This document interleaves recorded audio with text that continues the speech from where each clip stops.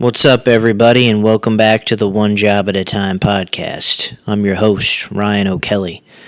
You know, I've been thinking lately, golf season's approaching, and there's too many options out there. Too many options for clothing.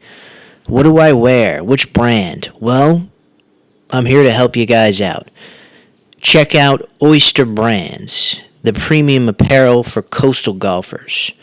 They're absolutely fantastic. I just picked up another On Par performance hoodie from their website, and I'm going to grab another driver cover, the Mariner in white, for the season. I can't wait to get out on the course. It's going to be a blast. But check out Oyster Brands and use the code ONEJOB20 in all caps for 20% off your next Oyster Brands purchase. Welcome back, everyone. Episode 6 of the One Job at a Time podcast today. What do you think of that, Em? 6 is wild. I know. We're moving. That's a lot of episodes. It is. It's been going well, though. I'm having fun. Are you having fun doing this? I'm having fun. Yeah. We got another good episode. What is new in the pop culture world? You know what's new in the pop culture. I know. The only thing I can think about lately. That's all you've been talking the about. Summer House drama. Tell the listeners, what's going on with that. So anybody who doesn't listen to Summer House, it's basically a show where New Yorkers go to the Hamptons for the weekend to party, and they live in a house together. And basically, there's these two people, Kyle and Amanda, and they started dating the first season. They're on season 10 now. 10 seasons, damn. I know, which is nuts. And they, over the course of the 10 seasons, they get engaged, married, and now this season is basically all about how their marriage is falling apart. And now they're separated. The demise of Kyle and Amanda. Poor Kyle and Amanda. Kind of. So, yeah, break it down for us. Separate to that, Sierra, who's like a fan favorite on the show, she's been on the show since like season 5, and right when she got on the show, she became really good friends with like Paige, Hannah, and Amanda, two other girls that are podcasters now. They're podcasters now, but they were previously on the show. And it was like Hannah got kicked off because they didn't like her. Long story, but Paige, Amanda, and Sierra were all these like 3 best friends. So there's the context there. A couple seasons next go by, and West and Jesse join the show. And they're nice, they're fun, but West and Sierra kind of hit it off. 2 fuckboys, kind of, right? Yeah, basically. Yeah. But West and Sierra hit it off. But she's very traditional, as she would say, doesn't like to like hook up with random people, only wants to be like in a relationship. Yeah. So basically he like courts her for a whole summer. They start dating in the fall, and he dumps her by December. Basically just being like, I can't settle down, and the fame of reality TV went to his head. This is Wes, right? Yeah. Is it West or Wes? West. West with the T. Yeah. Okay, I keep saying Wes. Do you? Keep dropping the T for some reason. Yeah, I mean, who cares about him? We're dropping the T right now. Yeah. You like that one? Yeah, I do. Anyway, long story short, they broke up. Sierra hated West. This season, she's finally giving him another chance. And so Sierra is, right? Yeah, not even necessarily giving him another chance, but they're she's being nice to him. They're being friendly. There's flirty banter. They're kind of hitting it off again. Yeah. Our Alexa just told us to go to bed.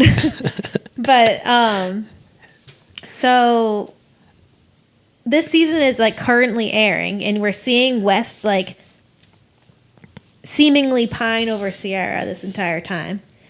And what do you pine? What do you mean by that? Want her. Yeah. Pine. Okay, I like that word. Anyways. Basically, news drops today that apparently Amanda and West are hooking up and they're dating. That's crazy. And it's hard to explain because if you don't watch the show, you're like, okay, these people are all single and they're like these two random people are hooking up, but it's like they all live in a house together. West is good friends with Kyle, or at least decent friends with Kyle. Amanda's supposedly best friends with Sierra. West apparently has like 5 girlfriends going on all at once. Plus, he was hooking up with Sierra recently. He's a dog. Yeah. Yeah. He's disgusting. And then it's also like Amanda's backstabbing her friend because she's going after this guy that she's cried to Amanda about. Yeah. Oh my God. So let me ask you this. Who's more in the wrong with this whole like situationship? I mean, more in the wrong is like Amanda's an awful friend. It's basically what it is. I mean, her relationship with Kyle was kind of sucky the entire time. So like, it's kind of a slap in the face to both Sierra and Kyle from Amanda. West, it's kind of the same thing. Like, he should have been smarter enough to like not be so disrespectful to Sierra and both Kyle. I don't know. I think they're both in the wrong. I think it's just like you couldn't just like keep it in your pants once. I know. I think Amanda's more in the wrong though. I mean, well, actually, it's interesting because Kyle was doing like those street interviews, talking about the whole situation. Yeah, and he was kind of like Wes is like clearly good at manipulating girls, so he was like on Amanda's side, which is kind of crazy. But oh, really? Yeah, that's basically what he said. He was like, he like kind of asked the internet to chill out on being mean to Amanda because of her mental health. And then he was basically like, well, clearly West is good at manipulating people, including my wife. Oh my God. Which is so insane. Like, I don't know. The last few episodes of this season 10, like you can kind of see. I know. Well, that's the other thing. Amanda and Wes are kind of like a thing. I know. Well, that's the other thing. People are like saying it started prior to the house, prior to this season filming. Oh wow. So, which is crazy if he's like, it's like because there was some like touchy feely things that were happening. But like also that time that he was like being weird and like touching Sierra, they were all playing Spin the Bottle. Oh no, I meant with Amanda and Wes. No, I know. Oh yeah. So basically, they were all playing Spin the Bottle, and Wes was either like drunk or hungover. I don't know what. It looked like he was like coming down off something, and Amanda spun the bottle, and it landed on Kyle, which was her husband at the time. Yeah. Actually, I think they're still married. They're just separated right now, which is even crazier. Sure.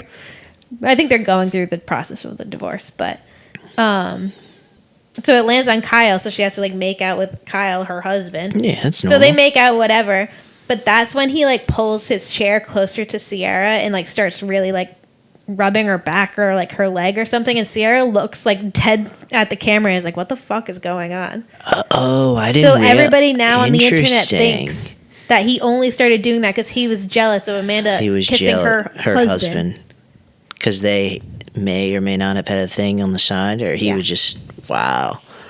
That's interesting. But also West has like a girlfriend in Montana, another girlfriend in the city, another girlfriend in Chicago. Like, I don't know what he's doing. But the fact that like... he's doing everything, apparently. One, like, just leave Sierra out of it. He never had to start flirting with her again this past summer. And apparently, like, hooking up with her a couple weeks ago. Damn. It makes no sense. The whole thing just doesn't make any sense. Yeah, I don't really understand it either. Wow. Like, looking back, though, you kind of see how...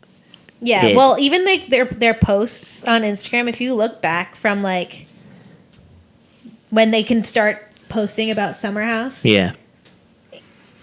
It's like they were like basically trying to tell the world that they were together. Because like Wes was posting photos of him and Amanda, had their like name cards together. Like, really? Like so many things. Amanda literally had a post where she posted like a table of like martinis. We now know that it was her on a date with Wes. Wow. And the song was Somber's Back to Friends, which basically goes like, how can we go back to being friends after we just shared a bed?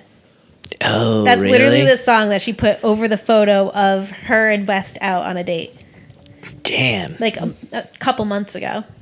Oh my God. It's so weird. Like, That is so what are strange. these people thinking? I know. What did they think was going to happen? I'm not sure, but they did live in a house together for the last couple of years. Which, you know what? I get it if they're like, we're in love and we're going to get married. Get your person, that's fine. But their posts after, like, being at, like, we're still exploring things. And it's like, what are you talking about? You're blowing up your whole life just for exploration? I think Amanda was probably so just devastated with her life and her husband, and that she didn't really care what happened. I think a lot of like the TikTok therapists have been like trying to diagnose basically both West and Amanda. Yeah, what are those chicks saying? Those therapists or hymns, hymns too. But basically, a lot of people are saying like West was like the first person to really like give Amanda attention. Oh yeah, which we're seeing in season 10 They gas her up constantly. They're like make her feel good, like cool. He's like a little puppy talking to her in some episodes. And honestly, true. Yeah. But like I think she just like really liked the attention. I guess it was like probably her social aspect of after getting divorced was hanging out with West and his friends and stuff. So yeah, but overall we're Team Sierra, I guess. Oh, with for sure. all this, we love Sierra. We won't even pick a Team West or Team Amanda. I just feel so bad. She can get anyone she wants. Like, why is she even wasting her time? I don't know why this? she's wasting her time with like caring about West. Honestly, like if anything, this kind of just puts the nail in the coffin for her because perfect. She can move on, and she's got her new house in North Carolina that she can go. Well, did you hear actually? What? So Rihanna's like a huge Bravo fan. Oh, really? And she follows like Sierra and Amanda and like the people that she likes from Bravo. Oh, cool. So she unfollowed Amanda. Oh, damn. And there's like rumors. Who knows if this is true? Or also like who found out and told whomever to put this online. But apparently Rihanna was like obviously Team Sierra. And she was like DMing Sierra, basically being like, you should date so-and-so, talking about Michael B. Jordan. Oh, damn. Nice. Which, that would be the most beautiful couple of all time if Sierra dated Michael B. Jordan. Yeah, they would make pretty good babies for sure. Oh, for sure. That would be really cute. I hope that's true. That'd be nice. I didn't know if she was going to hook her up with like one of like, is A$AP Rocky? Is that who she... Well, that's her husband, but yeah. No, like A$AP Rocky's friends. Yeah, maybe. You know? Maybe Michael B. Jordan is A$AP Rocky's friend. Probably. Or her only friend. Yeah, that would be awesome. Yeah. No, that would be nice. Yeah, she should just... But yeah, she needs somebody who's just nice. Not on reality TV. Yeah. Do you think this is her last season? I don't know. I think it might be. Yeah. Like, I would, if I were her, I would not want to film with those people. Are we going to get a whole new crew in? I think they should. Yeah. I mean, you could keep, like, I think you could keep Jesse, which he's kind of cringy this season too, but you could keep Jesse, Bailey, and Levi. You have to keep West for some entertainment and drama. You could keep West, yeah. But, I mean, Lindsay is already, like, out the door, going to in the city. I think Kyle and Amanda were supposed to be out the door. Kyle basically said he would go back, but he's just so old, it's weird now. He'll be there forever. But we have a new show in the city. Is that what it is? Yeah. When's that drop? I think right after Summer House is done. Oh, damn. All right. Yeah. Some continued entertainment. I guess so. I love it. I love it. Just waiting on the reunion. Yeah, that'll be some big drama. We're going to throw a reunion party. Are we? Yeah. Oh, cool. That'll be fun. Yeah. Let's do it. You gotta watch it. That'll be good. That'll be good. We'll get some summer water, rosé, flowing for the party. Should we get Lover Boys? Nah. They're doing like a whole resurgence. Are they? I literally, right before we started. They were literally at a liquor store down the road, like this past summer, which I was kind of shocked about. I know. Well, that's when I knew. I could have told you Kyle's finances then when they were at the liquor store down the road. I know. Literally in person. I know. That's kind of sad. If anybody doesn't watch Summer House, Kyle and Amanda own Loverboy. Now that they're separated, only Kyle owns Loverboy, which is a spiked tea or spiked seltzer drink. Yeah, basically. It's like a spiked seltzery tea, you know? Yeah. A seltzery tea for sure. But no, they're like playing into the whole thing for advertisements now. Oh, classic. And Lindsay and Carl, which is crazy because if you watch Summer House, you know that they used to be engaged and broke up right before their wedding. But now they're like friendly because they don't really care anymore. But they just did a Uber Eats ad together. Oh, damn. And talking about like making fun of this whole situation. Who's the new guy who's like dating Dara? Oh, KJ. I like KJ. KJ, yeah, he's been wearing Read the Green. Speaking of the whole Summer House thing, Read the Green. I know a lot of the Summer House people have been wearing Read the Green. So Read the Green's on the up and up. Yeah, with their golf streetwear. Golf streetwear brand, yeah. Yeah. Shout out to the Read the Green. I know it's cute clothes. Yeah, I like their hats and the T-shirt that you got from them was very good quality. Yeah, T-shirt is really good quality. We need to find out where that went. We do need to find that. Switching gears a little bit, or a lot, I should say. Totally, we're going baseball. Mike King was on the mound. Opening day versus the Sox. Oh, that's cool. Hometown kid from Warwick, although his bio says Rochester, New York. He did grow up in Warwick, went to Hendricken, graduated in 2013. Shout out to him for pitching for pitches for the Padres, but he faced the Sox opening day. Unfortunately, it didn't go too well for him. He had 5 in the third and let up 4 earned runs, but the Red Sox win. The Sox won 5-2, yeah. But it's always good to see a hometown kid. You know, I mean, any hometown kid in the pros. That's awesome. Yeah, it's exciting. Shout out to Mike. I know Mike's a big listener, big fan of the podcast. So, shout out to Mike King. Keep doing your thing out there, brother. We'll talk soon for sure. That's nice. Yeah. So that was good to hear. The Providence Journal just did a whole thing about him. Oh, really? Yeah, hometown kid pitching against the Sox opening day. It was cool. That's very exciting. Yeah. Not enough people from Rhode Island go to the major leagues. Not really at all. And he grinded. Like, he went to BC after high school, and then he was drafted by the Marlins, I think, in like 2015, 2016. Oh, wow.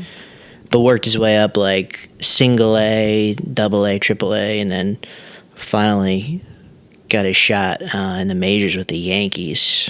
And then he just signed a big contract with the Padres this year. So San Diego? He got paid, yeah.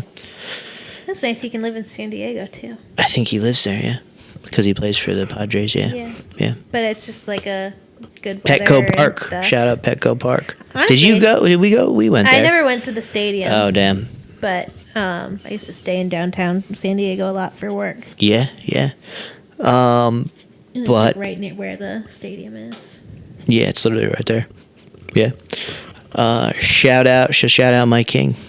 Congrats, brother. You made it. But yeah, should we get into this episode today? Yeah, it's going to be a bit of a different episode. I was just going to say, we're kind of switching gears a little bit. Switching roles. You want to tell the listeners what we're doing today? So I'm going to be your new host. New host. And we're going to interview the physician assistant. The founder is going to talk about his career and his job today. Very exciting. Yeah, it's going to be fun. If I'm the new host, do I have to start talking like you? You do have to kind of talk like Theo Vaughn, like a deep voice. Oyster brands. That's what everybody's talking about. I got my ads down. Oh, yeah. All right, I don't have to do the ads. That's good. But yeah, it's going to be good. We'll learn all about me today. Well, want to start this about learning a little bit more, I did some research on the physician assistant role. Oh, did you? Yeah.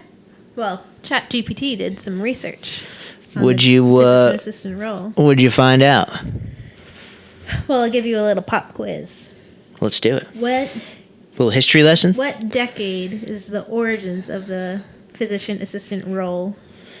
Ooh, decade? It was like early 1920s, I think, right? Nope. Before you that? want another guess? It's not the 20th century, 21st century, 21st. right? What's the Wait, yeah, 20th century. I feel What century are we in right now? 20th century is the 1990s, or in the 1900s, right? Yeah, So it's the 20th century. yeah, 20th century. Yeah. Yeah, what So year? what decade? Oh, I thought it's not the 20s. No. All right, I have no idea. Okay, the 60s. The 60s. I know, it's a lot later than Oh, damn. you would have thought. Do you know why a physician assistant role was created? I thought like docs needed like help with big surgery, big heart surgeries, and they needed somebody. Kind of. What this says is that there is a shortage of physicians and the need for qualified staff in rural areas, combined with returning military personnel who were already trained as medics. Correct. They wanted a new role. So basically, these medics, who obviously have a lot of experience In the field, in the wars. field, didn't have to go through full medical school. They could do this fast track program. Oh yeah, And- yeah, that's ringing a bell now. Yeah. Yeah. So actually, Nice. maybe to get it started, you want to explain what a physician assistant is? Yeah, so a physician assistant or a PA is really just an extended version of a physician or doc. As a PA, you can do anything that a doctor does. You're just under the supervision of a doctor. Supervision doesn't have to mean like he's standing right next to you, like looking over your shoulder every second. It's just if you have a question, he is within a phone call. He or she is in a phone call's reach. I gave him a look. However, in surgery, you do always have to have a doc in any Understand. surgery because I'm basically a surgical PA. Yeah. Cool. So yeah, but they can prescribe, they can diagnose, they can do injections, they can cut bone, they can do surgeries. So Cool. they can suture, they can stitch. Very cool. Before we start getting Too deep technical, into yeah. your journey to become a PA, Yeah. I'll give you a little bit more trivia. Which university had the first PA. pre-A program? I think it's Johns Hopkins. Nope. No, No. You want another guess, or do you want me to give tell me you? like the region. Is it an Ivy League school? Carolinas. Oh, Duke. Yeah. Yeah, I knew that. I did know that. Yeah, I forgot Duke had the first PA. I had to really think if Duke really was in one of the Carolinas or not. It is North Carolina. Yeah. Yeah, that's right. I did know that. Duke. Yeah, very cool. Cool. Very cool. Let me see if I have any other. So, Medicare and Medicaid caused an increase in demand for medical care, apparently, which was another milestone that led to the need for creating this profession of a physician assistant. Yeah. Which president signed Medicare and Medicaid into law? Reagan? Nope. You're in the same time frame, I'd say. Nah, it's got to be before Jimmy Carter, right? Yeah. I don't actually know when Reagan was president. I don't either. We gotta do more history. This is why we're doing a little history lesson Yeah. here. I honestly have no freaking idea. The 60s, obviously, Yeah. right? I don't know who was the president in the This is 60s. 1965. It was President Lyndon Johnson. Oh, Lyndon B. Johnson. Yeah. Yeah. That did not include the B, so I don't know. Okay. Thank you, Mr. Johnson, President Yeah. Johnson. Very Had a nice. Great career out of it. Oh, cool. All right, so let's go to the beginning. When you were in high school, what career did you want? In high school, I think, like many of the guests, we really had no idea, Yeah. what we wanted to do. Can't really say I had much guidance, whether that was from teachers or, Yeah. guidance counselors or anything like that. I was an athlete, kind of a mediocre athlete. I wouldn't say and mediocre. You were very good. I was all right. And I thought I wanted to do kind of something sports related, whether that was like physical therapy or something like that. I don't think like being a doctor or anything was ever in the equation at that time because I was like, again, probably like an average student. Like I wasn't like ace in tests. I wasn't like, getting high scores on my SATs or anything like that. So I don't think like no one ever was like, oh, you could be like a physician. Like that was never in the question. If anything, if I said They're like, oh, you're going to college? Great. I'm totally kidding. No, literally. Actually, on that note, like in the beginning of high school, like I was in like the shop classes. Like I was like welding. Yeah. I was like wood shop. I was like carpentry. I was actually really good I did like a tech drawing class where we did AutoCAD. You totally should have kept up with that. So I really love that too. But I did get some pressure from the parents a little bit like, hey, let's go the college route. No one in our family's really gone the college route yet. Like, you need to do that, basically. Yeah. So I did what I could to get into a college, but getting into any college was a big accomplishment, whether it was Rick. I mean, it is a huge accomplishment. Yeah. Going to college. So that was first generation, like, university was like a huge accomplishment for the fam and I. So I did what I could to get into a college. But going into it, I had no idea. Yeah. I had a lot of friends that were going into like pharmacy school and stuff like that. I did love all the sciences, which was cool. Yeah. I was not like a math person. Like, I'm pretty sure I just like copied all of your answers in any math class or anything like that. Yeah. I think I was in like a collaborative math class at one time because they were like, how did you go from collaborative math to AP Calc? Well, that's just the up and like the come up, really. Wow, you really grinded. Yeah. With actually, we know what you did. You put the answers in the T9 calculators. The TI-89. I had all the answers in the TI-89. Oh, man. I'll have a funny story with that. But, yeah, so I was thinking, like, along those lines, like, doing some sort of degree with that. A lot of my friends were, like, going into pharmacy school in the year above me, getting into pharmacy school. I didn't have the grades or the SAT scores to do that at the time. So, great. So you love science. So what major did you start college off in? Yeah, so I finally figured out, like, I'll do, like, a basic biology route. Oh, nice. Because then you could do... I could probably do, like... You could figure out what you wanted to do after that. Do something along those lines. But I really wanted to play baseball in college, so I went to like a small D2 school that I could walk on to, because I didn't get like a scholarship to play anywhere. But I knew I could probably make a team if I showed them my skill set.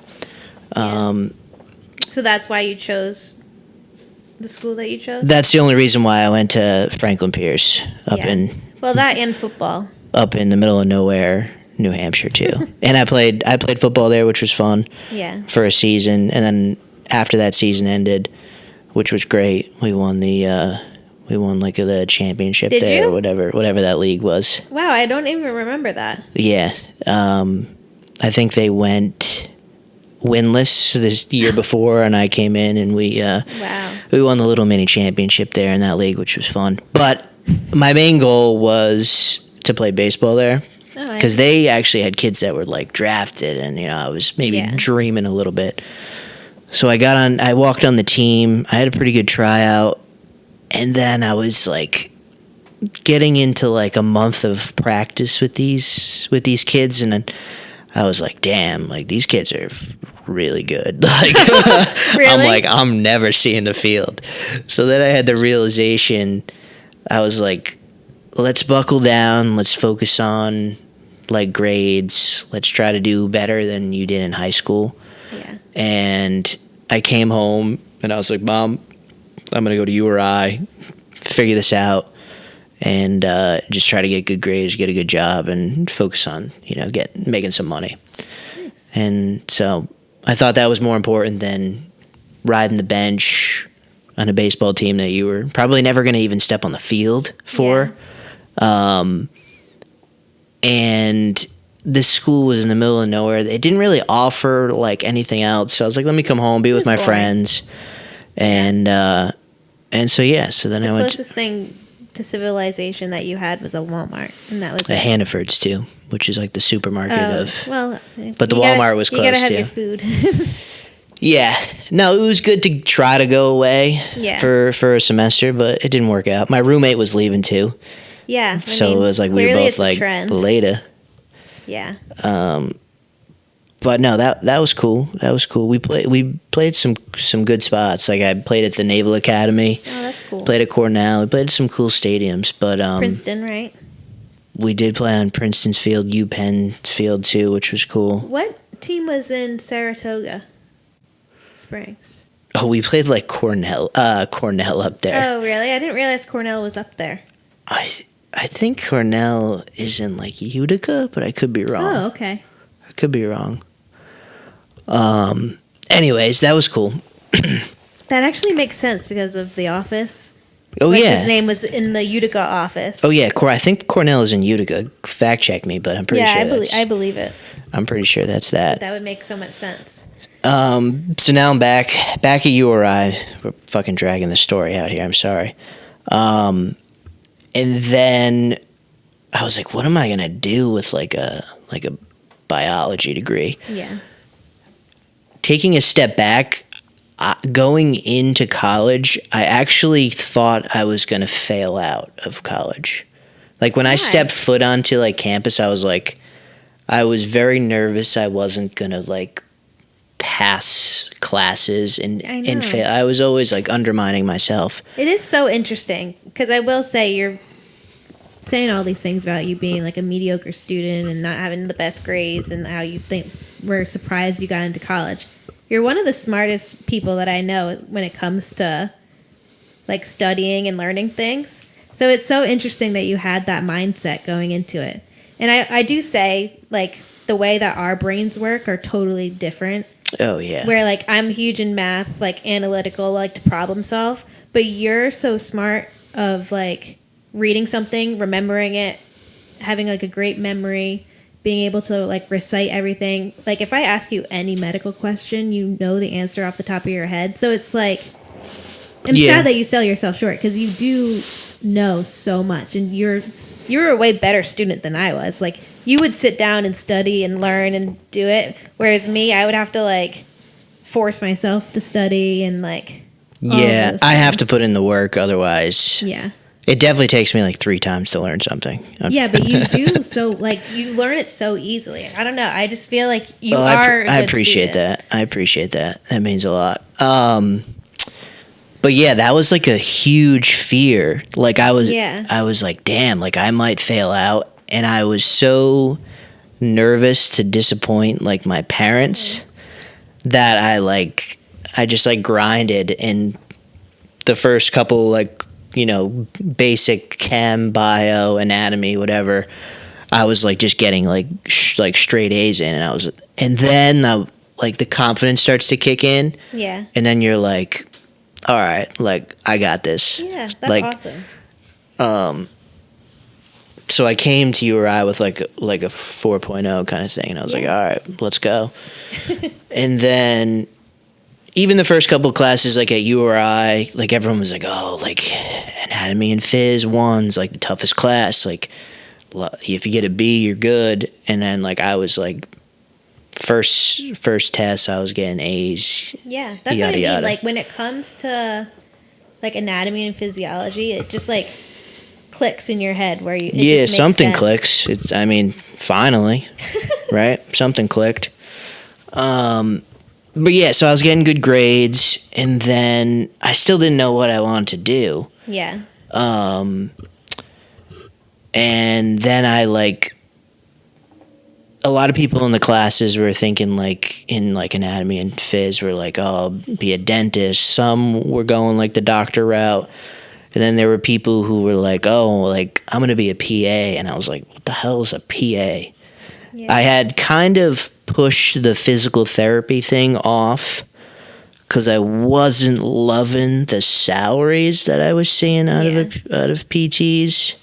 It's a great profession. I think they deserve a lot more than what they get. So I kind of I pushed that out to the wayside because I was like, I can do better than that, or I wanted to at least. Yeah. So then I heard about this PA thing, which it was like, I had never heard of it before. I had never heard of it either. I was like, what the hell is a PA? And one of this really smart kids in my class was like, yeah, you should do it. You're like you could definitely get in. So I looked at it and it was basically like you're a doctor. It's just less years. It's 6 years of schooling.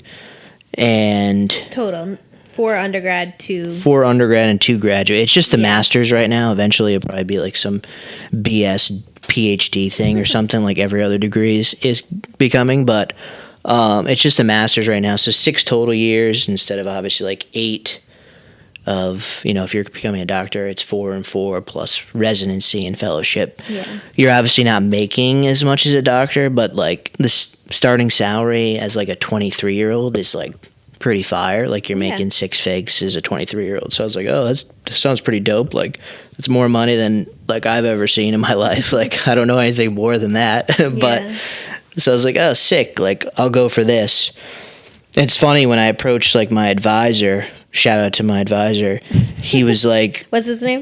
I have no idea. That's what I thought. I'm making a joke here, but shout out my advisor. He's like, yeah, you can't get into that to PA programs. That's what they said to you at URI? Yeah, because I got like a B plus or something in like one of the chem classes, and he's like, yeah, I mean, you can't get into PA school with like a B plus, so and I'm ridiculous. Like, really? So thanks, man. I'm a PA now, but clearly not a great advisor. Yeah, he was Jerry, but. Yeah, so then I just kind of grinded the rest of my undergrad. Mm-hmm. Ended up with I think like a 3.7 or something like that. Awesome.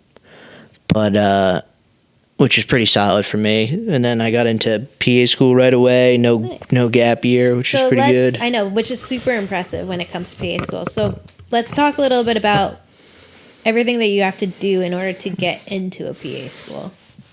Yeah, you basically have to go pre-med route, which you take all like the chemistries, the organic chemistries that everyone dreads. Mm-hmm. You take all the anatomy and phys, biochem. You have to go above and beyond. I took like a head and neck anatomy cadaver class, which is pretty cool. Yeah. So you it's just like a pre-med route. Yeah. Which, looking back, I probably just should have tried to be a doctor, but I didn't really know any better. Everyone was like, I had those thoughts in my head, like, this O'Kelly kid could never be a doctor. No, like, you shouldn't think that. And also like the debt that was behind it too. I think that's what I thought the biggest blocker was for you is, like the debt behind medical school. For some reason, like people put this like debt thing in my mind. They were like, if you have too much debt, like you're screwed forever, like you're never going to make it, which I was already going to have debt for college, like what was another $100,000 or something. But so the debt thing really deterred me because I did look into it a little bit of becoming a doc. But yeah, I don't know, the debt thing, the $400,000 in debt, like for some reason deterred me from like really even trying. Which looking back, I mean, orthopedic surgeons make, close to $1 million a year, some of them. So it's like you're gonna make that at that. Yeah, like the debt doesn't even matter. So, but whatever. Yeah. Cool. Okay, so those are the kind of undergrad classes. What else did you need to do in like prep for your becoming a PA? Like you just have to like take like those GREs. It's basically what?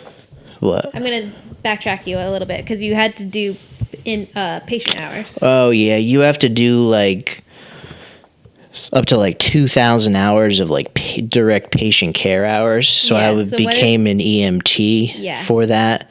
And I basically was an EMT at URI for like 2.5 years, and basically just like bringing drunk people home from college. Not really doing anything crazy medically, but it was good to learn. It was a good experience. So I was down like riding the ambulance on Friday night while all the boys and my friends were out drinking. You were out drinking. Like, oh, come to Bonneview after. Yeah. So, because you were a TA, right? Yeah, so I was a TA for an undergrad anatomy and physiology class. Nice. My senior year. Did you do that just for money, or was it good for your resume? I did it for a little, like, drinking money, for sure. And then it was also pretty good for my resume, too. And I was also just, like, keeping up on, like, anatomy and phys, which was good. Because you take that freshman year, and then, so I did this my senior year. I was a TA my senior year. Yeah. Yeah, so it was just like a refresher. The paycheck was very minimal. I think, like, maybe it got me through, a Charlio's night or something, but... Maybe it got you into school, though. It did, yeah. That was the more important thing. It probably got me into school. Yeah, that was cool. I forgot about that, actually. Yeah. So let's talk about the actual interview process, because that was pretty intense as well to get into school. Yeah, the interesting thing about PA school is if you look at the admission statistics, it's actually harder to get into any PA school than it is for a medical school, which is interesting. I think like the acceptance rate is in like the low 20s, whereas the average medical school acceptance rate is like in the 30s. Yeah. But so I thought that was kind of interesting because and the only reason for that is the class sizes are smaller. Yeah. So you have there's a lot less programs. There's a lot less programs too, so maybe those stats are skewed a little bit, but you have to think about that. So the PA school classes are only mine was only 36 people. Which is crazy, kind of crazy, but... Yeah, back to the admissions thing. Yeah. Yeah, so you have to fill out this huge application that you actually start before you graduate college. It's called the CASPA or something. And you just have to put in all your your transcripts, your essays and stuff. You had to write an essay. Letters of recommendation, yeah, that kind of thing. Like why you want to be a PA kind of thing. Okay. Yeah. So you had to kind of come up with a fancy way to say I want to help people. Yeah. And be a fake doctor kind of thing. Great. You had to do an in-person interview as well, right? Yeah, the in-person interview was pretty intense. I was pumped to get it, but it was broken down. They basically base it on a medical school interview where you actually do a group interview with 10 plus people. That's a lot. That you don't know. They're other applicants, and they give you a topic, and you have to discuss the topic as a group of people you don't know. Really? So ours is on immunization because at the time a lot of people were anti-vaxxing and stuff. Yeah. There's still anti-vaxxers out there, but we basically had to have a group discussion, and it was recorded, so they saw who interacted, how you interact, how you let people speak, how you speak. And for some reason I had done and I had just taken an immunology class. Oh, perfect. So when I saw the topic, I was like, oh fuck yeah. I literally so I was the second person to speak about herd immunity. Mm-hmm. Basically which means the more people that are vaccinated, it better helps the infectious rate, even when there are people who are anti-vaxxers, because the majority of people are immunized. Yeah. So I just kind of off the rip kind of threw that out there, and I think that was good. That got you in. What else did you have to do for that interview? Then you broke off into individual sessions where it was a 2-on-1, 2 interviewers to 1 interviewee, mm-hmm. and there was a 3-on-1 which is pretty intimidating because you Yeah. know, you got 2 or 3 people like grilling you at once, asking you kind of like, personal questions, asking about like classes and stuff like that you've taken. So yeah, it was cool. I think one of the reasons probably why I got in so quickly is because I had a good GPA, and URI was supposed to have a PA program, Oh, yeah. but it kind of got pushed out by other programs at URI, which I'll leave it at that. Which, looking back, it would have saved me probably $50,000 in debt, but that's okay. We move on. Because it would have been in-state tuition, and I went to a private PA program. But they had this joint program where if I maintained a certain GPA, got a certain GRE score, I was just like in.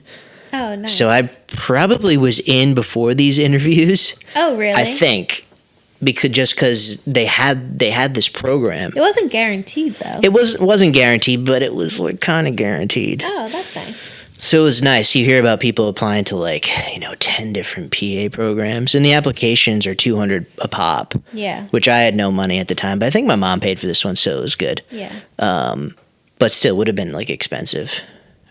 So I applied to one, and I got in. I wasn't gonna be selected. I didn't care where I went. Most of them are all the same, and this was the shortest one. Yeah. So most are 3 years. I did it. Really? I did a didn't 2-year, realize that. 24-month one because I wanted to make money as quick as possible. Yep, we have the same mindset. Yeah. So yeah. Very cool. Yeah. So that was kind of the interview process for PA school. Nice. Tell us a little bit more about what PA school was like. You mentioned that there was around 36 people in your class, but how is it structured? Yeah, no, that's a good question. So it's a 24-month program. Yeah, my program had 36 people. Some programs have more or even less. But the first year and the exactly first 12 months is all didactic. So you're all in a classroom. You literally going through each body system, cardiology, dermatology, orthopedics, intensely for those 12 months. And after each module, you then go till we had a cadaver lab at the top of our PA program at the top floor. So then you would go in and dissect and learn the anatomy and the phys of the heart, of the spine. And so I was like, oh, this is sick. It is very cool if you're into that kind of thing. Yeah. You did show me the cadaver lab when I went to the school for your white coat ceremony. You showed me all around the building and the cadaver lab and stuff, and I was like, cool. Yeah, it is kind of weird to think about that. At on the 3rd floor of your building, there are just 24 cadavers, just in bags that you have dissected, which is pretty wild. Yeah. It's crazy. We think about just a simple movement of our hands and squeezing our fists and kind of making a fist and kind of thing, and it's crazy how all the nerves track from your brain to your spinal cord out to your fingers and to actually cause that movement. It's actually pretty wild, and that was the first time when I saw all those nerves in the brain and the spinal cord. I was like, oh, this is dope. It is cool. It is so crazy it was really cool. how it And all works. really shout out to the people who donate their bodies to science. So it is important for medical learnings. So idiots like me can learn some anatomy. Not idiots. But so the first year you go through all the different modules of important topics. Yeah, and you're learning techniques. You're learning how to examine a knee, how to do a neuro exam, how to see if someone had a stroke, you're doing listening to lungs, heart, you're learning all that stuff. Excuse me. So on top of just dissecting things, you're learning how to do diagnostic studies, how to splint, how to do Yeah. ultrasounds. Like This year, that first year seemed pretty cool because obviously you're in the classroom a lot because Yeah. you're learning a bunch of stuff, but it was very hands-on too, where you were either in the cadaver lab or you were kind of in like your practice like clinic, Yeah. and you were like doing tests on each other and things. yeah. So like medical school breaks that year into 2 years. Oh, okay. We did that in 1 year. It's kind of just like an accelerated thing. And then the next year is all rotations. So you rotate through, orthopedics, cardiology, dermatology, general surgery. And you do that for a full year. Each month is a different specialty. Right, and you're going. 2 hospitals, two Yeah, you're working out of clinics, a- like actually seeing like people doing Kind hands-on of like stuff. internships, where you're doing an internship at a different office or location. Yeah, it's an internship, pretty much. Exactly. Yeah, it's just like any other job. It's just an internship. In that year, in medical school, you do that year 3 and 4, and Yeah. this you just do it in 1 year, kind of thing. So that's kind of like the comparison. But you're scrubbed into like C sections. I was gonna say you see some crazy stuff. Yeah, that was like, I mean, my sister's younger than me, but I wasn't there during the delivery, but that was where I saw my first baby, like, born. I know, which is actually crazy. Yeah. The mom did not let me hold the baby, which is totally fine. I don't blame her. But wait, did they you don't ask want that? This, you don't want this, like, Was the doctor like, random hey, student. can the PA like hold your baby? When you're doing a C-section, Yeah. like the dad and the mom are like kind of at the top of the they're at the head of the bed, and like the mom's not taking the baby. Like someone has to catch C-section. someone has to catch the baby. I've heard the C-sections are gnarly. C-sections, I think vaginal births are gnarlier. Really? Yeah. Did you see a vaginal birth too? I did one. I saw one, mostly C-sections, but I did see one vaginal birth. And you thought that was crazier? Yeah, there's like just more like gore, blood, and stuff. C-sections are quick. It's a fairly medium incision, and you just like split some muscle, But and don't they like take your organs out and then put them back in? No. Why did I think that? You're like, I don't know. No. Anyway, okay. I mean, I think that's pretty cool. Yeah. As someone who was one application level away from being an OBGYN, I find that pretty cool. You could have been an OBGYN. I know. I don't know if I could have done the cadaver labs, so. Yeah. No, the cadaver labs were very cool. You learned so much in those. Yeah. Important. But yeah, the rotations were sick, and that's kind of where I fell in love with orthopedics. I mean, I was doing like, total joints and spine surgery as like a student, and that's where I kind of fell in love with that. And those guys kind of love me because we're just ortho bros. Shout out to ortho bros for life. Say it's like the frattiest of the yeah, disciplines that you could have chose from. Most orthopedic surgeons and even like their PAs are just kind of just like, they're just like surfer bros. They like to like, golf and surf and they're just athletes. Yeah. They're like educated frat boys, pretty much. Yeah. That kind of do some dope things and help people out. Yeah. Yeah. Very nice. Yeah. So you graduate PA school and you decide which major you want. Oh, actually, let's talk about like the testing aspect of it, because you had to get your license and test into your license as well. Oh yeah, good question. I had to take like boards, which I studied like for the 2 years. Basically, studied 2 years to take like your boards, and I think I was like smack dab in the middle, pass, perfect. Yeah, and that's all you have to do. Perfect. But yeah, it goes through everybody's system. So that's kind of how the boards work. You do. It's like different. It's kind of like the thing that was nice about the program that you did, that the boards are kind of broken down into those kind of modules. Yeah, exactly. That's how you learned. That's kind of how they structured it. Yeah.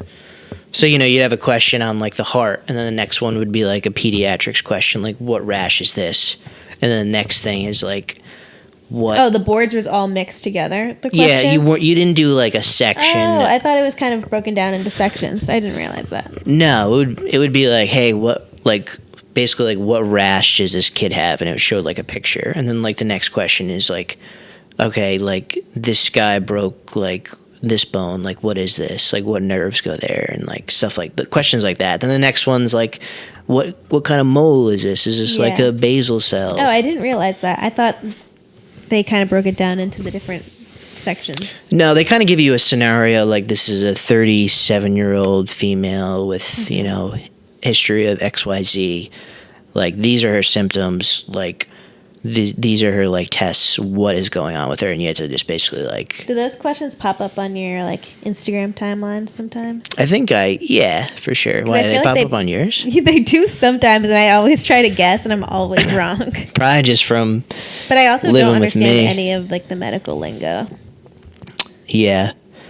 For some reason, because I know you know it, I'm like, oop, in one ear, out the other. I don't need to know because I can just ask my husband. I do my best. Yeah, so then that's the boards. Then you have to apply for like, your state licenses and your national licenses, and then most people prescribe narcotics. So then I have to get like a DEA license too, which is expensive. That's $880 every couple of years. That's crazy. And then the state licenses are expensive too. Now I have two state licenses, but most jobs do reimburse you for that, so it's not too bad. It's just the upfront initial cost. You're like, damn, this is $880 for a license, but you get reimbursed, so it's fine. Nice.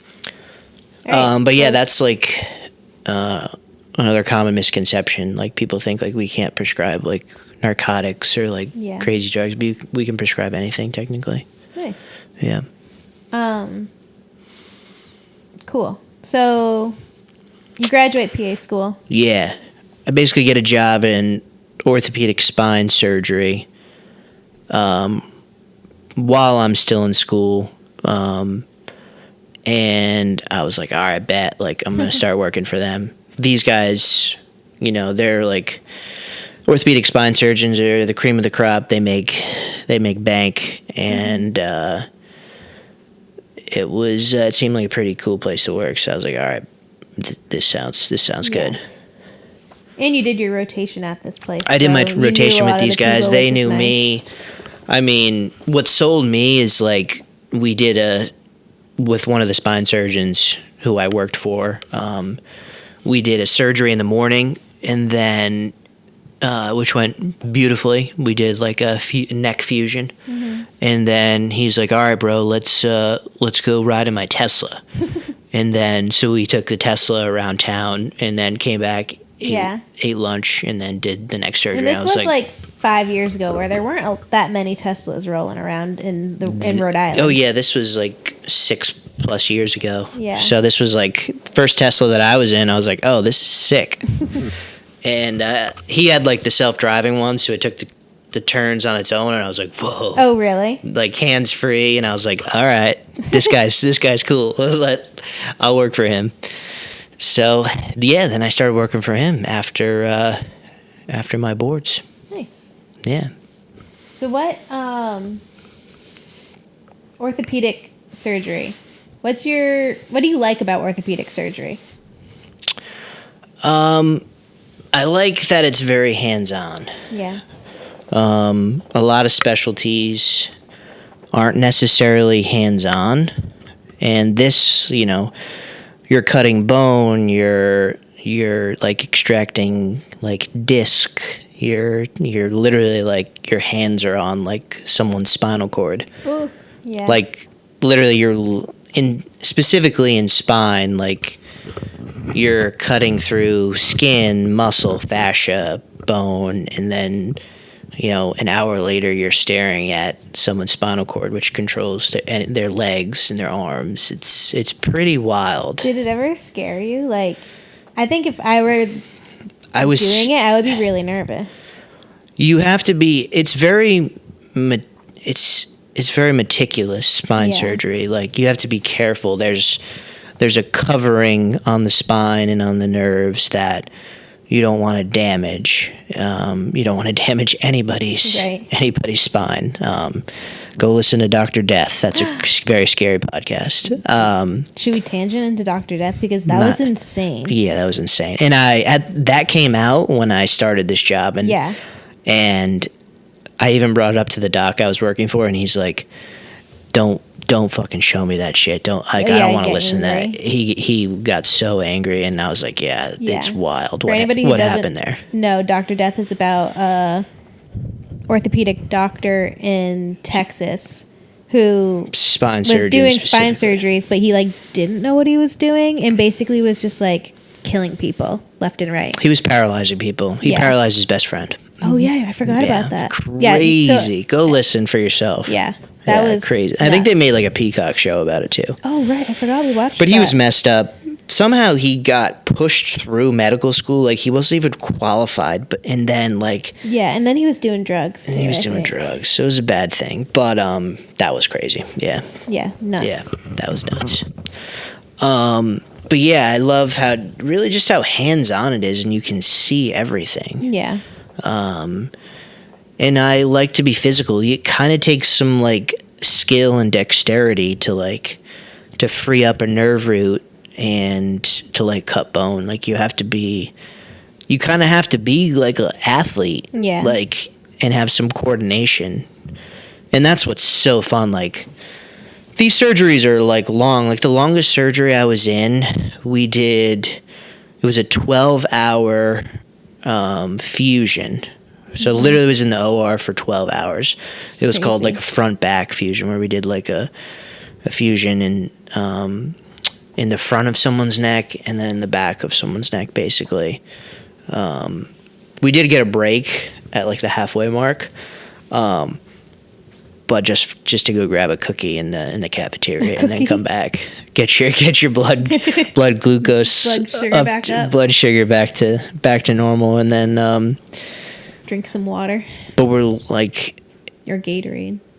Yeah, a little hydration. So I always love just the physical nature of it. Yeah, it's cool. Very nice. Or it is cool. But so actually, you've kind of walked us through. You've done a bunch of different kind of facets of orthopedic surgery, working at an orthopedic place. So let's talk about, I want to hear about a day in the life when you were fully in surgeries all the time, and then a day in life when you were in the office.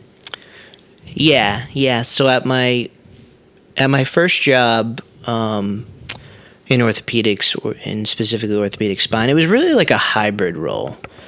So you have your operating room days, which usually in spine it's 2, max 3. Mm-hmm. We were working, the doc and I were working up to 3 because we just love surgery that much. We were like, yo, if we can be in the OR 3 days a week, let's do it. And if patients needed it, let's do it. Yeah. And then 2 days in the clinic. So I guess we can start with just a overview of the surgery days. Yeah, let's do that. So we did operate on Mondays, which was tough. After a weekend, you can't mess around. You got to be ready. And those were our party days. For an early morning. Sundays? I said those were our party days. We used to go out a lot those we weekends. did go out. We did go out. Yes, a fair amount. Yeah, for sure. Yeah. Compared to now. So, I was up at 5. I'm at the hospital for 6. In those days, we actually started surgery at 6:30, which most. Oh, really? Yeah, a lot earlier than the jobs that I'm at now. Because spine did take a little bit longer. So we're, the patient goes in the room at 6:30, and we're operating a little after 6:30. So then you're doing, whether it's a posterior lumbar fusion, you have maybe one of those multi-levels, say it's L1 to L5 or something like that. And then you may have a smaller case in the afternoon, because those lumbar fusions probably take 4 hours. and then maybe you have another like smaller fusion that takes like a couple hours. So that's like a full day. And then you go home. You're not doing as many surgeries in spine because they're more meticulous, they're more delicate. And so you do maybe like 2, max 3 a day. And then you're home. The clinic days, you know, just like any other office, they're starting at like 8:30. You're seeing patients till 4 o'clock, usually every like half hour. And once, you know, we got up to speed, probably every 15 minutes. You're seeing patients every 15 minutes, which can be frustrating because you're never going to be on time. Yeah. But and you have to write notes. And you have to write notes. Thankfully, maybe with AI, hopefully these notes get better. Yeah. But so basically, what is a note? Just it's a note, basically, you know, it states what's going on with patient X, you know, what their exam's like, and then what's the treatment plan, what's the diagnosis and treatment plan, and what we're gonna do for them, whether that be like injection, surgery, physical therapy, based on their symptoms. Most of the time, we try to treat conservatively and non-operatively first, and then if they fail that, then we try, you know, injections of like cortisone. You can do cortisone literally in everything. You can do it in their spine. You can do it in their knees, their ankles, hips. Yeah. So it's like a lidocaine and cortisone mixture for temporary pain relief. Oh, nice. To just get patients back to their day-to-days. Okay. Yeah. Yeah, I just think, obviously the notes are important, but seeing patients every 15 minutes does not leave room or time to do all the notes. And I feel like that was like a huge time suck because you would have to come home and do a lot of notes. Yeah, I was not efficient at notes because it's hard. Like when you actually are like trying to like care for a patient and like actually listen to them, which patients want. Like you don't want like a doc or a PA like on the computer or like typing while, like I never thought that was cool. Yeah. Like when I used to go see people and they would just be like typing a note. To be efficient, I understand, but like you just lose that personal touch. So I would never like type. And none of the docs I work for did too, so I kind of learned it from them. They always like focus on the patient. And yeah, unfortunately, you're coming home and doing notes. So like your day doesn't end at 4 o'clock. Yeah. Like your days are, my days are ending after dinner. Yeah. It was just like a time suck, which is unfortunate, but you know, we gotta do what you gotta do. Yeah. Yeah, long days, but everything was. I learned so much from my first job. It was good. Thanks. It was great. We can maybe throw up some X-rays of some cases, you know, generic cases that we did on the Instagram, so people can kind of see, you know, what surgery. A HIPAA violation? No, it's not, because it's not attached to anybody. I'm not even sure what HIPAA really is. I just think it's fun to say HIPAA. Yeah, no, we won't. We definitely won't violate that because we can be prosecuted, but we won't do that. Oh yeah, I don't want that. But no, so most of the time the surgeries in spine surgery are for kind of just a big general overview, or putting like screws in a patient's back to stabilize and to prevent any nerve root decompression kind of thing. Okay. You're also cleaning out the nerve too. You're getting those, you've heard of a disc bulge or a disc herniation, kind of herniated disc maybe? Yeah, oh yeah, I've heard of that. Yeah. So we're taking that out basically too, to relieve pressure so people don't have pain. And do you have to replace the disc? Yeah, you put like what's called an interbody in between the bones of your spine. To keep them separated? To keep the height, yeah, and to keep compression off the nerve root so it doesn't collapse. Oh, right. Cool. Yeah, to reestablish that disc height. But spine surgery is my favorite. Yeah.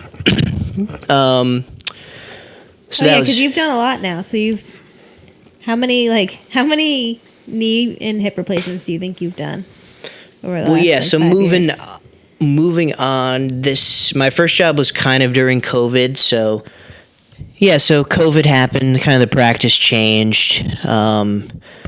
Eventually got bought out by private equity. That's just like one of the themes of this podcast, but that's for another day. And then they kind of needed help in really more like joint replacements, which was cool because this was another facet that I could learn. In sports in particular, like sports medicine. So I started doing a lot of like knee and hip replacements. My mom, shout out Ma, just had 2 of them done before this, so I was like, all right, cool. This is like, I'm going to start learning joint replacements, which is sweet. So I started doing those. Those were really cool because as the PA, you kind of basically do the whole surgery, which is sweet. But depending on who your doc is, some docs will, with them obviously right there with you, they'll let you like do the whole surgery, which is cool. You'll cut the skin, you'll start making cuts on the bone, on the femur, on the thigh. There are parts of the surgery that they do themselves. Specifically like putting in the stem. A lot of docs like to put in the stem themselves on a hip replacement. But we would kind of do all the prep of the acetabulum, kind of the cup portion, so your hip's like a ball in a socket. So on the socket side, we would do like most of the work, which was really cool. So yeah, I got a lot of experience with that. A lot of ACL reconstructions. So I kind of joke with my friends, like, whenever anyone tears their ACL on TV, it's like, oh yeah, come to Rhode Island. We can fix it for you. Did you ever do a surgery with like the big surgical robots? Yeah, we did. We used a lot of robots for our knee and hip replacements. Oh, really? Yeah. So the misconception with the robot, for like the layman people out there, like it doesn't do the surgery for you. It's just a precision guided system. Oh. So it basically, and we had them in spine too. We actually used robots in spine, and we use them for knee and hip replacements. The common misconception is like, oh, the robot just like does the surgery for you, but it doesn't. It's just a tool to help you make better cuts and basically do better like surgeries. So how does it? I did not realize this at all. Yeah. So the robot itself isn't making any cuts? No, well, it does physically, but your hand's still on like the drill or the arm, we call it. Oh, really? Yeah. So like for spine, for example, patient gets a CAT scan of their spine, right? And then preoperatively, before the operation, you map out where they're going to get like their screw placements for like a lumbar fusion. For if someone has like spinal stenosis or like a pinched nerve kind of thing, we have to stabilize the spine with these screws because we remove like a back portion of it, basically. So you can guide where it's basically a robotic guided screw placement into the patient's spine, into the pedicles specifically, so you don't go into like a nerve root or anything like that. So it knows you're going in bone, and it's just precision basically. Before you were doing it freehand, so there was no like you would just do it under or like X-ray guidance. Now you have the patient's CAT scan that's uploaded into this robotic system that you can now see exactly where in real time where you're putting the screw in the patient. So basically the robotic system will line it up for you? It literally will line it up where you should be going, and then you still have to like twist and turn righty tighty lefty loosey. Like you're still. It's like a normal screw. Yeah, it's like it's a titanium diesel screw. Yeah, but that your body doesn't. That's so interesting. I was doesn't kind reject. of imagining like this huge robot that just had like little arms coming out and like doing all the stuff, but clearly that's not the case. Yeah, I mean, it is like a big arm. Oh, really? Yeah, it is a big, even for like the knee and hip replacements, like your knee is made up of your shin bone, your thigh bone, and then the kneecap, right? Mm-hmm. And you also get, for some of these systems, you get a CAT scan of like your knee, and that is like uploaded into the system, and you'll pre-plan your cuts on specific patients. And in the OR, you'll see in real time like that you're making like so much of a thickness of a cut on the patient's shin bone, and like as you're controlling the saw blade, you're pulling the trigger, and you're like assisting it basically. Does it tell you like does it help with depth? Correct. Oh, I love that. So if you're going, literally, this is how funny it is. If you're going too deep and you're making too big of a cut, it will like stop you and it will turn red. Oh, I love that. Yeah. So it's like my car. My car does that for me now. Yeah, it's like if you go, if you're in lane assist in the Yoda, like it'll yell at you. It'll beep. Yeah. Like that's what it does. Oh, and that's pretty cool actually. And you can set boundaries. So like there's obviously vital structures beyond the boundaries of the bone, whether it's nerves, blood vessels, kind of things. So you can set boundaries and you won't go further than those boundaries that you set. That's pretty cool. Whereas if you're doing freehand, you're the only one controlling it. So it's like a team. It's like having another robot in there. Like, why not? Yeah. Oh, I love that. And you just have more information going into these surgeries, but like it's not like an Elon Musk like robot like doing the surgery for you. It kind of makes you feel better about using the robot. Like in my head, I was like, oh, like what if that's programmed wrong? Like I don't know, but knowing that there's still like an actual person behind it makes it a lot And there's better. a rep too. Sure, the rep who's like knows how to work the robot. Shout out like our buddy Greg, like he's one of the rep for one of these companies, and he's there. He knows more about the robot than we do. So he will like guide us on, how to make these cuts and, what to do with the robot. So he's like a vital resource in the OR too. Oh yeah, that's awesome. Yeah. Cool. The robot's like sterile. Like we cover it with like a sterile drape. So it's not like you're rolling it out of a garage or something. Like everything's still sterile like it is in the OR. Yeah. Cool. So it's cool. Very cool. It's cool stuff, yeah. Nothing humbles you faster than thinking you had a good year, then opening your W-2. Thankfully, with the help of Franklin & Company CPAs, I was able to file my taxes in time as the deadline was approaching. They offered their human, personal, simplistic approach to taxes, and everything went smoothly. If you haven't done or filed your taxes yet, I would visit Franklin & Company CPAs for the best tax advice around. Do not wait. April 15th is just around the corner. Yeah, so we do a lot of robotic surgeries, but the older guys, the older orthopedic surgeons, still like to do things freehand, and basically that's without the robot. And we're making, if we're doing a total knee replacement or a total hip replacement, we're making all the cuts, like we're cutting the actual bone freehand, basically with like a striker drill that kind of looks like your average DeWalt drill with a saw blade on it, basically. And we're doing everything freehand, so there's no robotic technology involved. We're basically using preoperative x-rays to plan where we want to put the implants, and we just go about it freehand. So that's, the cool thing about working with some of the older docs is they still are pretty old school, and we do a lot of things freehand, which means I get to do a lot of the work.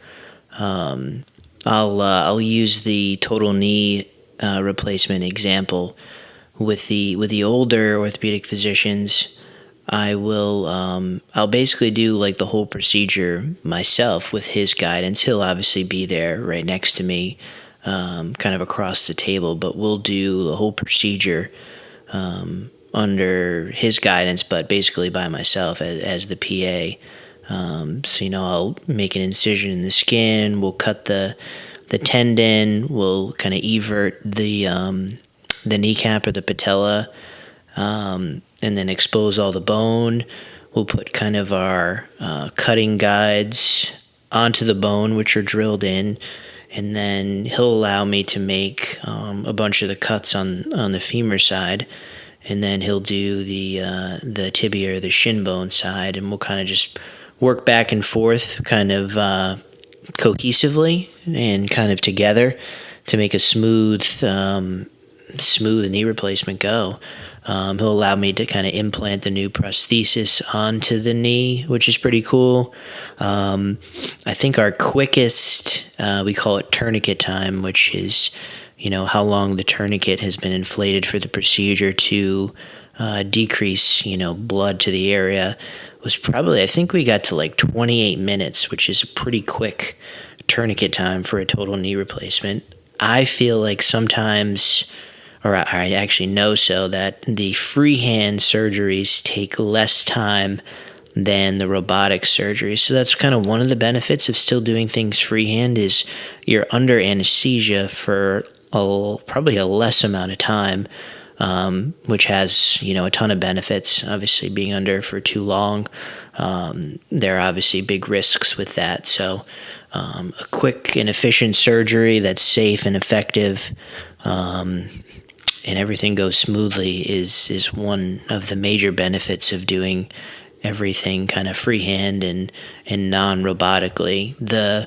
The robot, the robots are so helpful. However, it does take some time to get used to working with them, and they definitely add time to your procedure because it takes time to set up.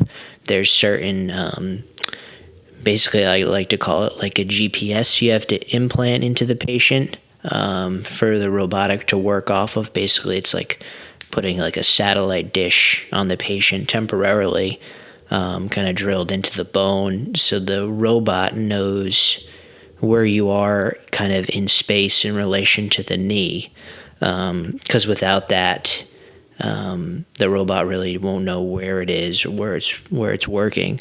So that takes time to set up. That's just an added time issue with the robotic surgery. It's not necessarily an issue, it just takes a little bit more time. But once you get efficient and effective at it, it can be pretty quick, but it does take some time. It's definitely a big learning curve for the older docs out there, because they never, trained in residency or fellowship on any robotic system. So some people are just used to their ways, and if it works and they have good outcomes and their surgery times are down, their infection rates are still low, then why change things up? But some of the newer guys coming into practice are definitely pro robotic, because that's what they're being trained on now. That's what the medical device companies, they're kind of pushing it. They're finding people that are in residencies and fellowships, and they're kind of following them and kind of making a push, because it's a big marketing thing for the medical device companies. But there are a lot of benefits to both, really. It's just what you're familiar and comfortable with, and whatever works for your practice. I don't really know if there's one benefit outweighs the other if you're an effective and efficient surgeon. Yeah, I guess the point I'm trying to make is that PAs are pretty crucial in orthopedic surgery and surgical subspecialties. I mean, it would be pretty hard for a doctor on his own to bang out like 8 total knee replacements or total hip replacements in a day by himself. Like, you need an extra set of hands that you can trust and rely on. I mean, most of the times, like, when as the PA, you're like closing the wound, and then the doc's going into the next room, already starting on like another surgery, and then you're closing, finishing, not getting a break, and then going into the next room. We call it like a flip room, where you start one joint replacement and then you transition into the next room and you keep flipping back and forth.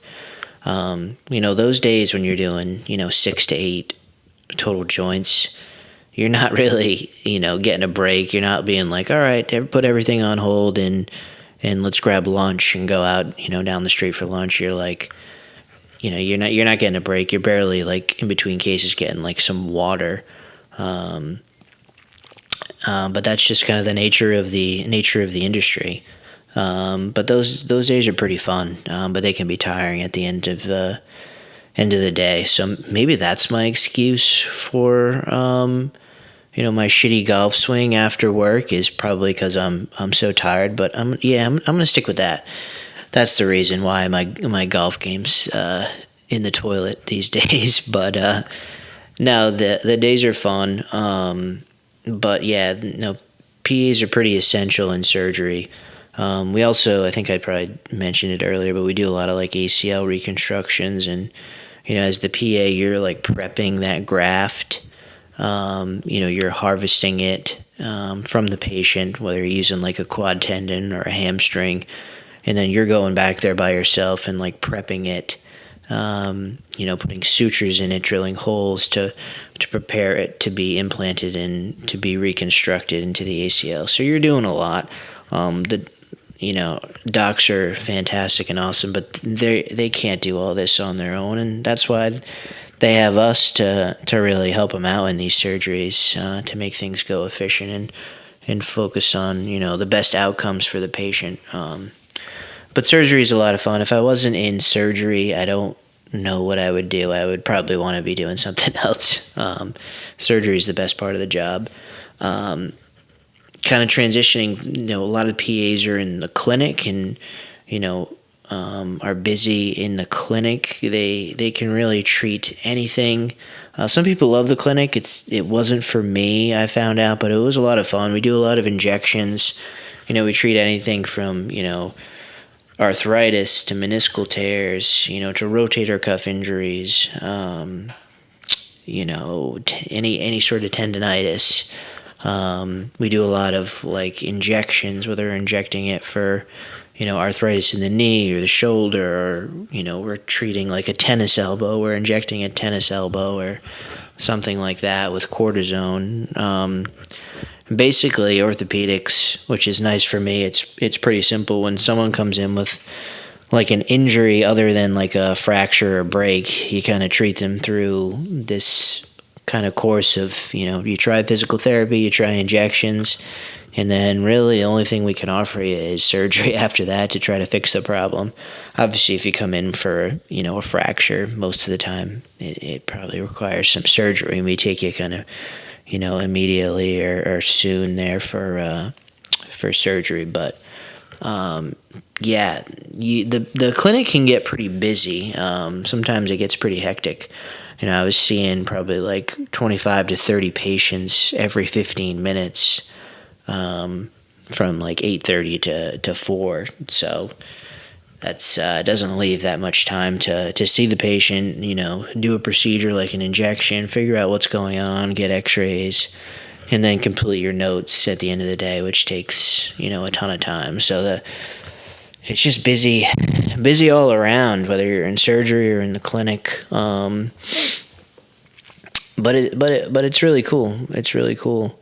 I kind of found out that the clinic wasn't for me, and I wanted to be strictly in the OR at all times. Don't really care what I do in the OR, whether it's spine surgery or hip or knee replacements or sports. It doesn't really matter to me. But I think the clinic is something I wanted to stop doing, and luckily there are numerous amount of jobs out there that do not require the clinic, so I'm thankful for them. And yeah, so that's what I love. I love the OR. I think the other aspect of orthopedic surgery is the trauma aspect of it, which a lot of people break things or fracture things. It's the same thing. Then the word is interchangeable, really. But we also do, most orthopedic surgeons practice and PAs practice as like general. Orthopedic docs, they kind of can do anything. They specialize, but they really could do anything if they wanted to. So we did a lot of trauma at this place, which is actually, funny enough, becoming like a level 2 trauma center, interestingly enough now. I'm not there anymore, but we did a lot of trauma there.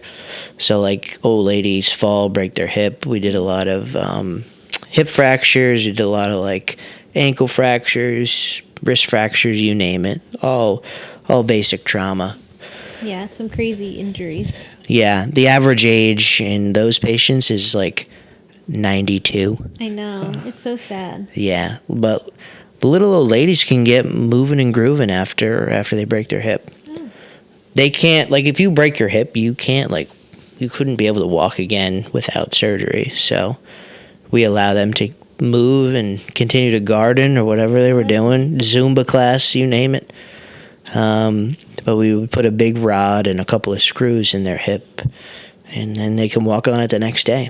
Oh, nice. That's crazy. Yeah. So it's pretty cool. No, yeah, the trauma stuff is really cool. It's exciting. It kind of keeps you on your toes a little bit. No one comes in with the same injury. Every injury or fracture, every fracture pattern is really different. So you have to treat every individual kind of uniquely.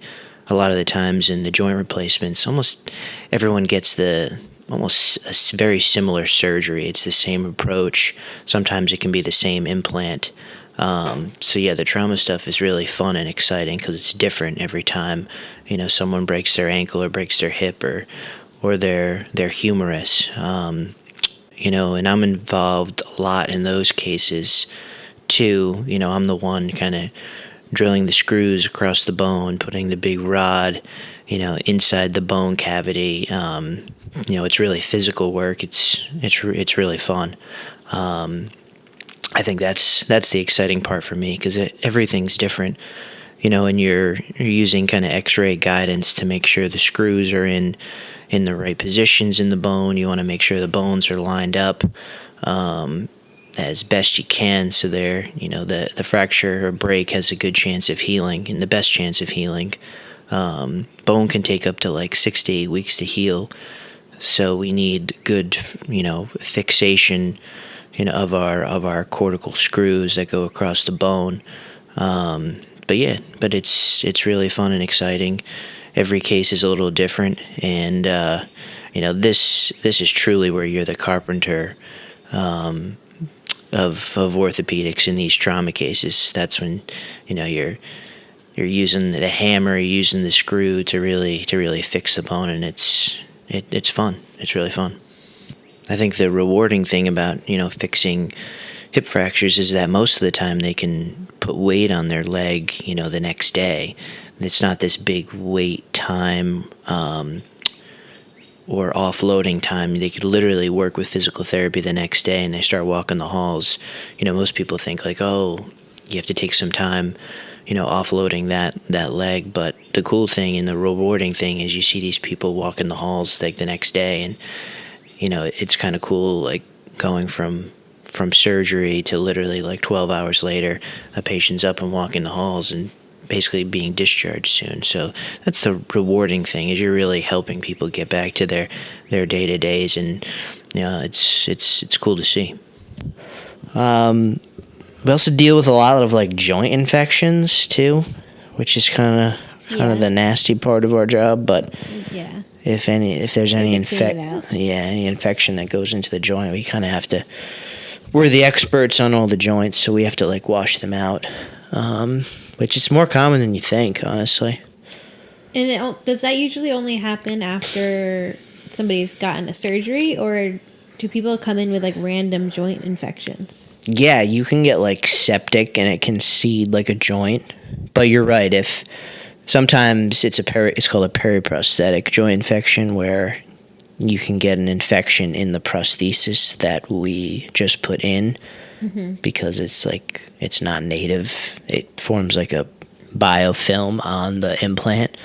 So that's why we do when we do joint replacements, we are very, very particular and meticulous on the sterile technique that we use, because a joint replacement infection is, the morbidity of it is greatly increased, the morbidity of the person, and the cost is tremendous too. It's really puts a toll on the person's recovery and really outlook on life. It's kind of scary for everybody. So we kind of really take those to heart. I was on the total joint board at this place, so we kind of reviewed all of our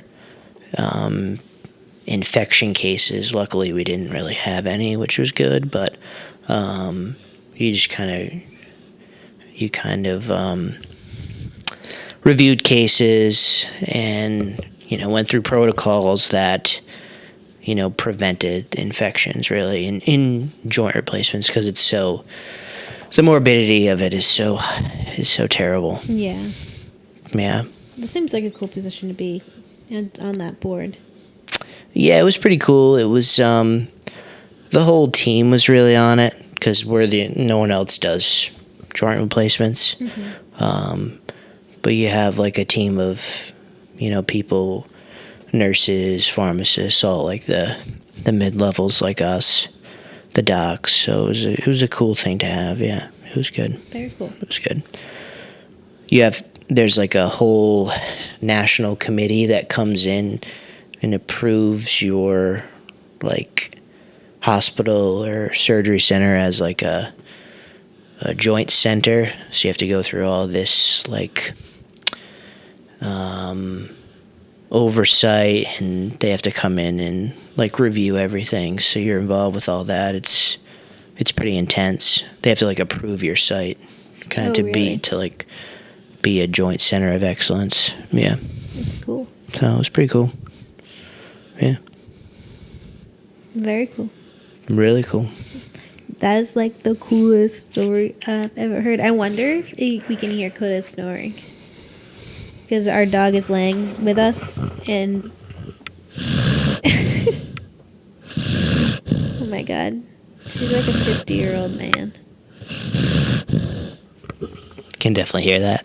Yeah, you definitely can. All right, maybe to wrap us up a little bit, I'm going to ask you 2 questions. Yeah. High-level questions. Okay. First one, what's your favorite part about being a PA? Favorite part, I will say, if I was not a surgery PA or in the OR basically 24/7, I probably would not like my job. Yeah. Yeah, I could not be. I think that's something maybe I forgot to mention when I was at one orthopedic practice, and then I transitioned to another one. Specifically, that was operating room only. So the first one was hybrid. It was you're seeing patients in the office, you're doing the OR, 2 and 3 days a week.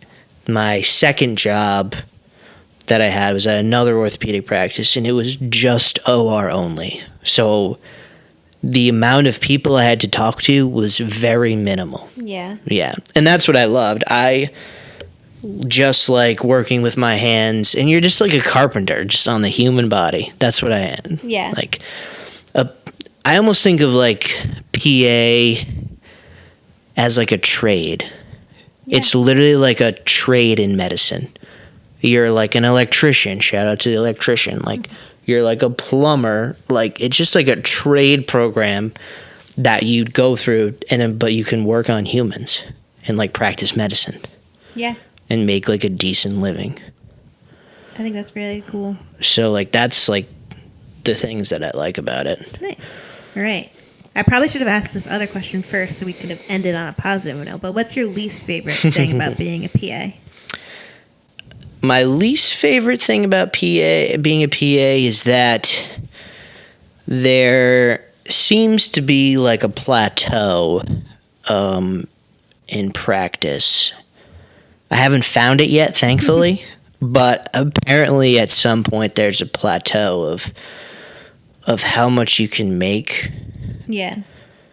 Because, you know, like other jobs, like your job per se, like if you're at like one company, there's like a management level, there's like an assistant director level, there's a director level, there's a vice president director, there's an assistant vice president director. You know what I mean? Like there's all these like different titles that have like most of the time an increase in salary, things to strive for, like a goal, like oh, I want to be a director of this. Because at being a PA, there's like none of that in like a PA thing. Yeah, in the PA role. Yeah. So really, the problem I found is like unless you get in with like docs that really give a shit about you and like care for you and compensate you well,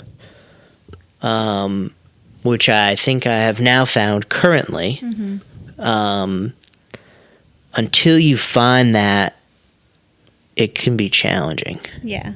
It can be challenging because hospitals, it's one business you don't want to get into. They are always in debt. They're always broke. They don't have excess funds to throw raises out like a Google. You know, they're not profitable. They're just not profitable. So they don't have tons of money to throw at you.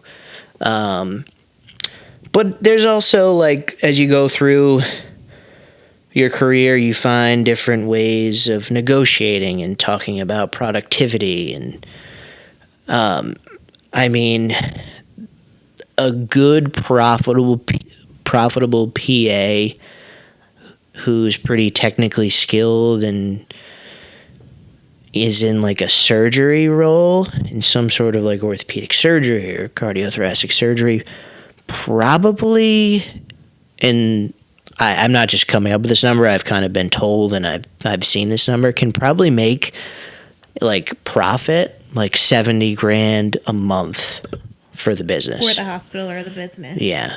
Yeah. So like you're bringing in decent money for a place.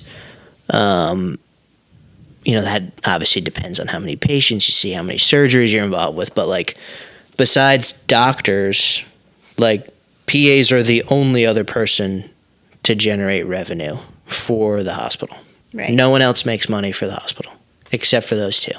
Yeah. So it's a little tough because, you know, like a lot of physical, I guess, like, yeah. Well, yeah, because a lot of the doctors get paid like, what's the word that you say? About like bonuses?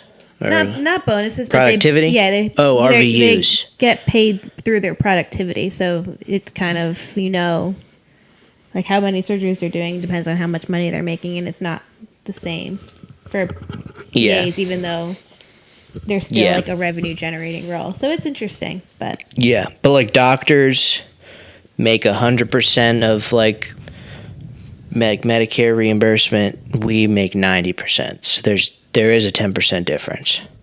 Right. Like I can't bill 100% for like something that a doctor can bill for. Yeah. Out of like the 100% that a doctor makes for the hospital, how much of that do they take home? I don't know. It's all different. Yeah. It all depends on where you're at. Yeah. I don't really know. And Rhode Island is a tough state to practice medicine in general. Rhode Island, unfortunately, is one of the worst states to practice medicine, and that correlates to compensation. Yeah. Yeah. Very true. So that's why I don't work here anymore. That's one of the reasons why. I don't really have like a reason why that is. It really is like legislation and monopoly of certain institutions, certain insurance companies here. Yeah.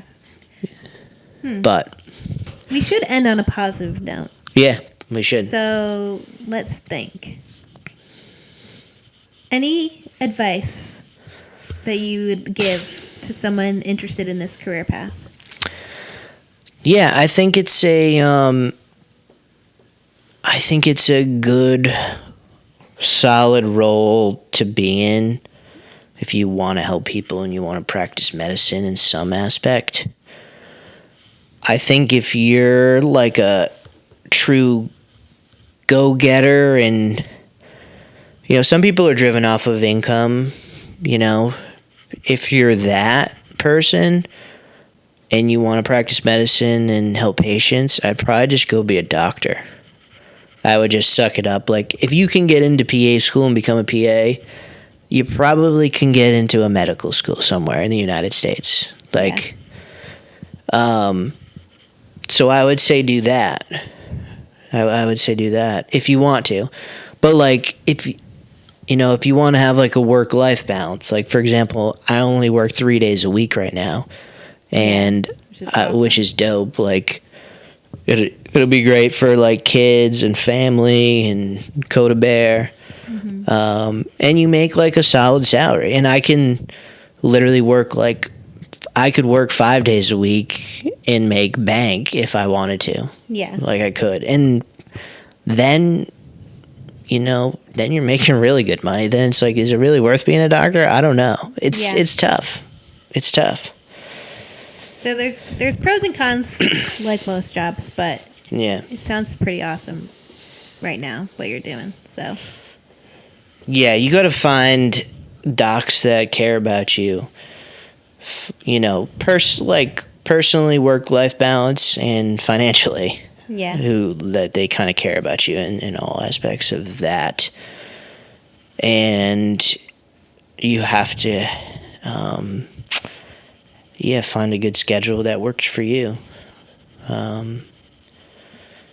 So it is good. I mean, it is a position where, the overtime is a pretty good thing. Not many jobs have overtime. I mean, there are a lot of jobs that have overtime, but not a lot of corporate positions have overtime. I wish I had overtime. I'd be rolling in the dough. Yeah, exactly. So I can work like an extra day and work a couple extra hours and get paid pretty well for it. So you can make up ways with that. Like, I may not be the associate director of this, but I can work 2 extra days and make probably a lot. Yeah. So, or yeah, Awesome. you know what I'm trying to get at. I do. Well, thanks for joining my podcast. How'd I do? You did great. I think you did great too. Thanks. It was a great episode. Yeah, it was awesome. Thanks for switching roles and interviewing me. It was cool. It was fun. Thanks. It's definitely a totally different perspective over here. Yeah. You have the perspective of your guests now, so you'll know. Yeah, I do. What it feels like. It's definitely more challenging on this side of the table for sure. You just feel like you just feel like you're talking a lot. You're talking a lot, and then you're just obviously doing a lot of listening and yep. But no, I think it was a great episode. You did a great job. I don't know if anyone's gonna learn anything from it, but hopefully they do. No, it was cool. I think